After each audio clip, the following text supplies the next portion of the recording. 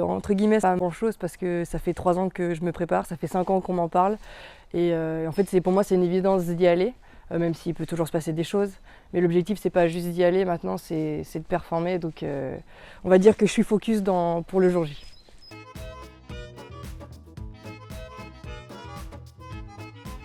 Pour avoir fait Rio et Tokyo, le matin, on est vraiment très stressé.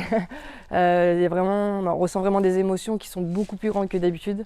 Malgré des championnats d'Europe, des championnats du monde que j'ai fait, mes premières coupes du monde, en fait, le stress, on se rend pas compte, mais les jeux, c'est vraiment hors norme.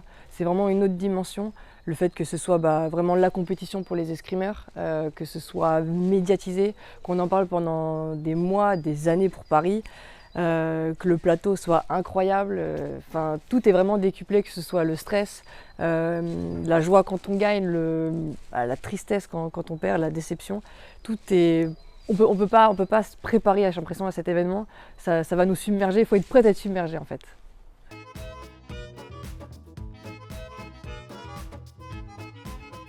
Sur le moment, en tout cas quand j'ai eu ma médaille de bronze, je me suis dit, par rapport à Rio, je me suis dit, ouf, j'ai pas fait 4e. Et quand je suis montée sur le podium, je me suis dit c'est ton moment, tu t'es entraîné pendant plein d'années et pour ce moment-là, donc profite. Et j'avais peut-être pas ma Marseillaise, mais j'en avais presque les larmes aux yeux. Je me suis dit profite, c'est du pur bonheur, c'est pour ça que tu as travaillé. Après, quand on a eu la médaille d'argent par équipe, même si on a perdu, on avait fait une très belle compétition. 4 ans avant, on avait fait dernière, alors qu'on avait le potentiel d'avoir une médaille. Et donc je me suis dit, profite aussi de ce moment avec tes coéquipières, elles ont eu aussi leur médaille. Même si on est déçus, on a perdu contre plus fort que nous. Et profitons. Et quand je suis rentrée après le soir dans ma chambre, j'ai pris mes 2 médailles. Je me suis dit, elles sont belles, mais maintenant je vais notre couleur. J'avais pas le temps de profiter, quoi. Non, après j'en ai profité, je les ai montrées à plein de gens. Juste de voir, quand je les prends et que je les amène à une personne, quand les personnes les prennent dans les mains, que ce soit des enfants ou des adultes, ils ont tous des réactions différentes, mais souvent ils sont impressionnés ou heureux de pouvoir toucher cette belle chose. Donc je suis heureuse aussi de pouvoir transmettre ça.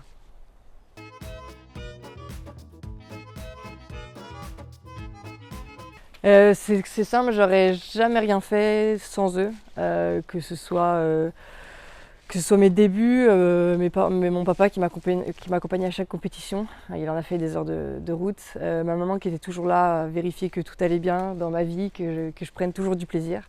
Je me rappelle d'ailleurs quand je suis partie à Orléans, une fois elle m'a amenée à la gare, je lui ai dit cette dernière fois on laisse papa m'amener parce que je l'ai vu pleurer de me voir partir, donc j'ai dit moi je peux pas devoir pleurer. Il y a un jour où il y a une année qui était très compliquée pour moi, j'arrêtais pas de pleurer. Ma mère m'a dit mais si ça te rend trop triste, arrête. Et moi je me suis dit mais elle est bête ou quoi, je peux pas arrêter ça. Mes parents m'ont vraiment tout le temps suivi, que ce soit sur l'escrime mais aussi sur la côté. Quand j'ai commencé à avoir des mauvaises notes, mon papa m'a appelé, m'a dit si tu continues à avoir des mauvaises notes tu vas rentrer à la maison. Mais il se rend pas compte de ce que je suis en train de faire ou quoi. Donc ça m'a boosté.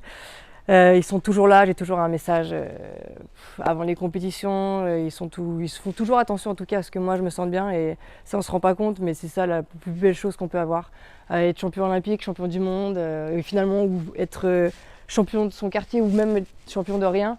Pour moi je pense que l'important c'est d'être heureux, et finalement le fait d'avoir des parents qui me donnent tout leur amour tout le temps pour ce que je fais ou pour ce que je ne fais pas, et c'est tout ce que je peux rêver de mieux.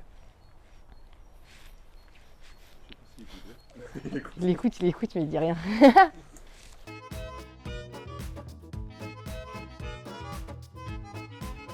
Pour moi, les jeux, c'est un peu un monde parallèle.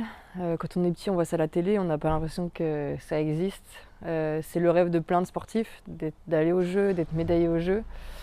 Et c'est un peu le Graal ultime, tout ce qu'on espère, on est plein de sportifs, comme l'a dit mon père, à se battre pour ça, à s'entraîner pour ça pendant tant d'années, parce que ce petit bout de médaille, en fait, il fait rêver tout le monde, que ce soit nous les sportifs, aux personnes qui ne font pas de sport. Donc c'est un autre monde. C'est magnifique, mais c'est aussi tellement cruel de rater ces jeux.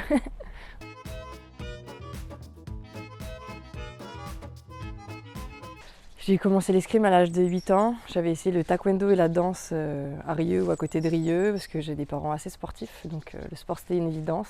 Mais le jour où j'ai mis la tenue d'escrime au Clair Escrime et que j'ai rencontré un peu tout ce monde-là, je me suis dit c'est une évidence, je m'amuse trop ici, donc je vais continuer. Et au fur et à mesure, je me suis juste jamais arrêtée. Je me souviens toute petite d'avoir un jour dû renoncer à l'anniversaire de ma meilleure amie pour aller à une compétition. Et peut-être là, je me suis dit qu'en fait, ça commençait à prendre une place importante, même si j'étais peut-être qu'au collège. Et très vite, papa me faisait faire les allers-retours entre le collège, les entraînements et la maison, avec notre petit rituel de manger tous les midis devant Friends à la télé.